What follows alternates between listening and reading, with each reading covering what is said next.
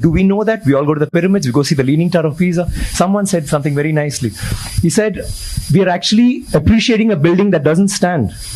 It's falling over and wow, let's take a picture, let's take a selfie, and we're getting excited. But we have temples today that stand and they didn't use plaster. Do you know that for this particular stone, they had to use a ramp which was 6 kilometers long, which was pulled by bulls, elephants, and people. 6 kilometers long to get it up there, without any machinery, without any cranes, without anything. And they didn't have plaster. It's withstood 6 earthquakes. You know what happens when an earthquake comes? Without plaster. What they have done is they have an outer wall.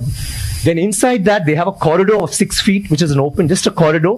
And then they have another structure inside, which goes all the way to the top, which is why they can withstand earthquakes, which is why they stood so long.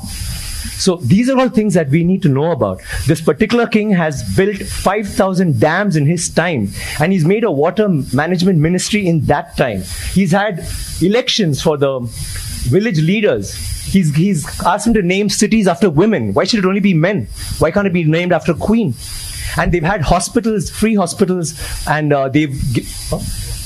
And he actually brought loans. I mean, he used to give loans. He used to help people get dignity, not just throw money around. So this is something that's so illustrious. And this happened in the 9th century. I'm sorry, I'm taking so much time. It happened in the 9th century when the rest of the world, you talk about superpowers today. The 9th century, all this happened when we had the biggest maritime naval thing in the world. And it went all the way to Bali, all the way to Malaysia, and went till we sent emissaries to China. And you know what was the superpower doing then? America hadn't been discovered by Columbus till 500 years later. So think about our culture, think about how advanced we were. We need to be proud of this. It's nothing to do with North India, South India, West India, East India. It is, we are Indians, and we need to feel proud about that. And England is so illustrious, but England were invaded by the Vikings, and Europe was in the Dark Ages during the 9th century. They had nothing going on. So don't you think we should celebrate history? Absolutely, absolutely. Thank you.